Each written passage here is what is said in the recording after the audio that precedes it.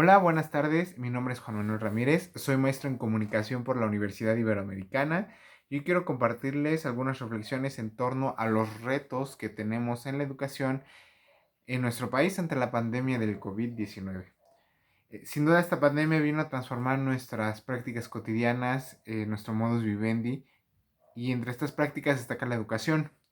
Son muchas aristas desde las cuales podemos observar tanto los cambios, pero también las eficiencias que van saliendo a la luz y las problemáticas que no son nuevas, pero que ahora se agudizan de una manera considerable, poniendo en riesgo la pertenencia educativa de más de 1 millón de estudiantes desde preescolar hasta posgrado. Es por eso que en estas situaciones yo considero tres aspectos fundamentales a reflexionar. En primer lugar, la adaptación de las nuevas tecnologías en la educación virtual contra la imposibilidad de su uso derivado de la brecha digital. En segundo lugar, factores económicos y también psicosociales que influyen en la pertenencia del alumno en la escuela. Y en tercer lugar, la calidad de los programas académicos y su influencia o efectividad en el proceso de aprendizaje. Sobre la brecha digital, sí nos tuvimos que subir al barco de las clases y el trabajo online, pero no todo es tan fantástico e ideal como se pinta, sino más bien que hay varios asuntos que atender ahí, como el tema de la brecha digital per se, la eficiencia y la profesionalización de los profesores con el uso de estas herramientas y también la capacidad y el compromiso estudiantil para entrar en estas dinámicas de educación. Sobre lo primero que acabo de decir, aproximadamente el 70% de los hogares en México tiene conexión a Internet. Entonces tenemos un 30% de gente que no tiene acceso a estas tecnologías y la pregunta es, ¿qué vamos a hacer con ese 30%? En días pasados varias universidades optaron por hacer exámenes de admisión en línea, y lo que ocurrió es que muchos aspirantes no contaban con el equipo o con la conexión para poder hacer dicha prueba. Pienso, por ejemplo, en el caso del Estado de México, donde la conectividad a Internet es de 45%. Imagínate, mucho menor al 70% promedio a nivel nacional. Y cuyo problema de falta de conectividad radica también muy severamente en las zonas conurbadas. A raíz de esto, las iniciativas ciudadanas y universitarias de varios estudiantes de compartir redes de internet, con equipos de cómputo u otros dispositivos móviles para que los chicos pudieran hacer estas pruebas, demuestran de alguna manera que para medio alivianar este problema, la solidaridad de los ciudadanos es pieza clave. Es decir, si yo cuento con internet, si yo cuento con un equipo, lo puedo poner a disposición de los demás. Pero aún así no se acaba de todo con el problema. Volvemos al asunto de cómo adecuarnos ante la falta de estas herramientas. Sí ha habido afortunadamente familias que han dicho yo te presto mi computadora, te presto mi internet de tal a tal hora para que puedas hacer tus trabajos. Pero volvemos de lleno que es un problema que tiene que ser resuelto no solo por la ciudadanía, sino también por autoridades escolares, pero incluso por cuestiones de autoridad educativa, ¿no? Secretarías de Educación federales, estatales y de municipios. Por otro lado, también está el tema de que los alumnos, varios alumnos se quejan de que sus profesores, no todos afortunadamente, envían archivos y PDFs y PowerPoints y demás presentaciones sin explicar el tema, sin dar un abordaje académico escolar bastante profundo, lo cual deja como muchas lagunas en la mente del estudiante y que causan dolor de cabeza a los padres, pues les carga una responsabilidad que era de los docentes. En el caso de educación básica, los padres se enfrentan a la complejidad de los temas. Bueno, pues obviamente porque necesita un proceso de explicación, un proceso de enseñanza que los padres no tienen tan familiarizado. Y en el caso de los estudiantes, el tema de la complejidad por sí mismo, sin alguien que les explique, influye de una manera importante en el proceso de aprendizaje. Si tú le preguntas a un estudiante que pasa esa situación de sí recibo la información y me dejan tal cosa, ¿qué aprendiste? La respuesta es nada, simplemente pasó el año. Entonces el problema que se ve ahí es esa falta de acompañamiento académico, por así decirlo. Afortunadamente no todos los maestros caen en esa dinámica. Hay profesores que se han adaptado y que han tomado especializaciones o cursos sobre el manejo de herramientas como Zoom, que han respetado su planeación didáctica, aunque a distancia, pero la han respetado. Y hay algunos maestros que han dado un poco más, que saben la situación de los alumnos que no cuentan con tecnologías y les facilitan en la medida de sus posibilidades los recursos académicos para poder sobrellevar los cursos, poniendo incluso en riesgo su salud y la salud de los alumnos, pero es uno de los asuntos que las autoridades educativas tendrán que abordar y que de nosotros como ciudadanos será también ser solidarios, brindar esas herramientas. Por otro lado, el rol del estudiante no queda atrás, es importante. En días pasados vi un meme que decía más o menos algo así. Mis respuestas cuando el profesor da la clase. Sí, gracias, si se escucha, gracias. Y ya. Oye, y la retroalimentación con el profesor, una clase con retroalimentación es más funcional porque refuerza o más bien comprueba que el alumno adquiere el conocimiento que el profesor está impartiendo. Si en esa retroalimentación lo único que demuestra es que el alumno no está prestando atención, que está en otras cosas y que se escuda en tener la cámara apagada y el micrófono sin encender y está haciendo otras cosas.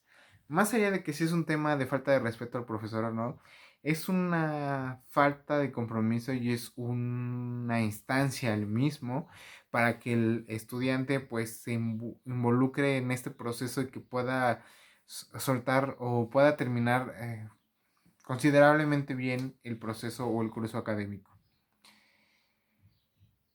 Sin embargo, más allá de estos temas de la brecha y de la capacitación y de la atención del estudiante, hay otros temas que influyen de manera importante, por no decir grave, en la permanencia del estudiante. La pandemia tristemente agudizará la desigualdad económica de miles de familias. Muchas se quedarán sin la mitad o si no es que sin la totalidad de sus ingresos, por lo cual esto será un primer detonante en la deserción escolar. En días pasados, el Programa de Naciones Unidas para el Desarrollo advirtió que cerca de 1.400.000 estudiantes no regresarán a las aulas por un problema de recursos económicos. Y con ello vale la pena hacer un paréntesis especial, agradecer a múltiples instituciones educativas que financian la educación de muchos estudiantes, como es el caso del patronato FICSAC de la Ibero, por el cual yo tuve la oportunidad de estudiar una maestría al recibir la beca de excelencia, así como una ayudantía de investigación. Sin duda la labor de estos patronatos o de estas organizaciones escolares es fundamental, pues como lo marca su ideal, es para combatir el rezago escolar y disminuir la tasa de diserción escolar o académica, ¿no? Y es algo que en lo personal en la Ibero yo lo he visto como un ideal y lo veo consolidado en su programa de Si Quieres Puedes, de cómo apoyar a estudiantes de licenciatura con la totalidad de su colegiatura y que ellos puedan conseguir o terminar sus estudios de licenciatura. Em, Fuera del aspecto económico, también otro problema delicado es el entorno familiar. El mismo programa de Naciones Unidas para el Desarrollo advierte también que la mayoría de las niñas que abandonan la escuela corren el riesgo de terminar con una explotación laboral como empleadas domésticas o peor aún, como víctimas de trata y personas víctimas de explotación sexual. De ahí es crucial que ciudadanos, gobierno y familias estemos atentos para evitar que la integridad de niños y niñas quede vulnerada en esas situaciones. Con ello también, tristemente, las creencias familiares de que las mujeres estudian una carrera MMC, es decir, mientras me caso, se van a ver como muy fortalecidas. Es decir, ¿para qué estudia la hija si al final va a mantener un hombre? Más allá de una cuestión de género o algo así, el tema preocupante aquí es la limitación de las mujeres a terminar sus estudios por ese tipo de creencias, ¿no? Y que las familias vean en las mujeres una mina de oro como para medio sobrellevar la crisis. Un terrible tema sin duda. Pero también algo preocupante en ese tema del entorno sociofamiliar es la violencia, que es un tema que ha sido desde siempre y que los profesores observan y se dan cuenta en el desempeño del estudiante. Siempre está alguien que está con violencia o vive en un entorno de violencia en casa o de incomprensión en el hogar, está distraído, evade las clases, falta a la escuela. Entonces, ese tema ha sido de siempre, se ha visto terriblemente agravado por el encierro que implica el confinamiento por el COVID y ha detonado pues, casos graves de violencia que tristemente influyen en el proceso de aprendizaje del alumno. Digo, yo lo he vivido en algunos casos de estudiantes que se enfrentaban a esas situaciones y el problema aquí es que las instituciones educativas no están del todo listas para manejar este tipo de cuestiones. O sea, como que sí escuchamos al alumno, pero no se le da un seguimiento a ese caso, por lo que a veces cada opción del maestro es ir al DIF o a alguna institución similar a hacer una denuncia por esos casos, ¿no? Que es como la única opción. Porque las instituciones no han, o bueno, en las que yo he estado como interactuando, no han hecho algo al respecto. Fuera del contexto sociofamiliar, vamos con el tema del el modelo económico, el modelo escolar, el plan educativo en México que reduce o se resume en planes de estudio que no enseñan a pensar. Es decir, son modelos bastante lineales, bastante repetitivos, en donde al estudiante solo se le da la respuesta y este no reflexiona el por qué o el cómo de las cosas y peor aún, no vincula todo este conocimiento que va aprendiendo a la vida cotidiana. El modelo de aprendizaje o este modelo de competencias no es funcional del todo porque el estudiante, como lo he dicho, no vincula el conocimiento con la vida cotidiana. Y aparte, en esta adquisición de habilidades sociocognitivas, el estudiante como que no lo razona del todo. Es decir, o sea, sí lo aprende, pero no lo proyecta en solución de conflictos en común. Asimismo, estas habilidades sociocognitivas no han crecido tanto en nuestro país. De acuerdo con los resultados de la prueba PISA en 2018, México ocupa el penúltimo lugar de la lista de la OCDE en cuanto a la calidad educativa, porque solo el 55% de los estudiantes alcanzan un nivel satisfactorio en la capacidad lectora y en la comprensión de textos, y el 44% alcanza ese nivel satisfactorio en un razonamiento lógico matemático. Entonces, competencias tan básicas como la lectura o el razonamiento lógico no son tan hábiles, significa que tenemos un problema que atacar desde la educación básica para que esa habilidad siga creciendo y de ahí el conocimiento que vayas adquiriendo, vuelvo a insistir, lo pongas en práctica en la vida cotidiana. Son pocas las escuelas que han optado por este cambio en el sistema educativo, o más bien esta adecuación, en el que se enseñan las materias con un enfoque práctico, es decir, lo que tú conoces, ponlo en práctica para resolver una situación en común, un conflicto, alguna situación. Regularmente son los planteles privados quienes se sumen a esta iniciativa, ¿no? Rara vez alguna escuela pública se suba a ese tren, ¿no? Justamente por los mismos esquemas, eh, digamos así, temáticos que se imparten en las escuelas que no permiten esa parte de razonamiento y de práctica del conocimiento en soluciones ante conflictos comunes. Sin duda, el vincular el conocimiento con casos prácticos ayudará a tomar conciencia en el alumno sobre la importancia de qué es lo que está aprendiendo. Es decir, que ese conocimiento está relacionado con su entorno. Mientras no hagas eso, el conocimiento va a quedar ahí almacenado y si no lo pones en práctica, pues ¿para qué te sirven tantos años de escuela? Por tanto, es importante aterrizar estos conocimientos a la vida práctica en casos tan comunes como, por ejemplo, en cuentas de finanzas personales, en habilidades de trabajos de distinta índole, en la vida profesional, la vida incluso personal. Entonces, esos conocimientos sí tienen que ir muy vinculados. Cosa que, por ejemplo, en la Ibero yo sí he observado. En el caso yo cuando fui estudiante de maestría, mis trabajos y mis tareas finales eran o estaban enfocadas a un proyecto que resolviera problemáticas comunes con base primero en mi expertise como profesionista y después como lo que yo iba adquiriendo durante las clases.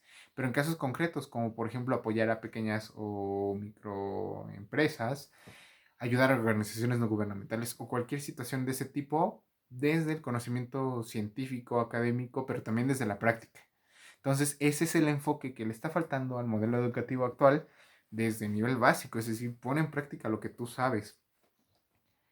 Y finalmente, con estas reflexiones, yo observo que la tarea por mejorar la calidad educativa sin duda va para largo. Tenemos muchas tareas al frente, principalmente el fomentar la solidaridad en estos momentos en donde dependemos de la tecnología por completo para muchas cosas, para evitar también ese abandono de estudios. Es decir, yo puedo ofrecer mi casa y de verdad lo ofrezco. Quien alguien quiere estudiar o hacer sus tareas aquí puede hacerlo. Una solidaridad que implica no solo lo personal, sino también una interacción o una colaboración estrecha entre ciudadanía, entre sociedad, entre instituciones escolares y autoridades de la misma área educativa, para también ver cómo ir resolviendo este rezago. Mientras tanto, también los profesores estamos llamados a cuestionar nuestras prácticas, es decir, como yo lo he dicho reiteradas veces anteriormente, tanto en vincular nuestro conocimiento en la vida cotidiana, en casos a los que el estudiante tendrá que afrontarse, como también hacer una clase más dinámica y no aturdir a los alumnos con una hora de choro mareador o de teoría o de discurso que van a terminar abrumándolos. Entonces, nuestra tarea va a ser enfocarnos en clases más prácticas y dinámicas, inclusive apostándole a juegos. No importa el nivel educativo en el que estés, pero el chiste es hacer que la clase sea más amena en estos momentos tan complicados. Finalmente, de nada servirá aprender si esto no se pone en práctica. Reitero una vez más, el conocimiento que tenemos que ponerlo en práctica en la vida diaria. Si no, se va a quedar ahí. Y sin duda viviremos un buen rato trabajando a distancia y estudiando a distancia. Luego entonces la capacitación docente será crucial. Profesores, por favor, ya no más saturación de PDFs a los alumnos. Hagamos de nuestras clases algo más dinámico, algo más ameno, donde exista retroalimentación, algo más tranquilo en medio de un cautiverio obligado. Muchas gracias.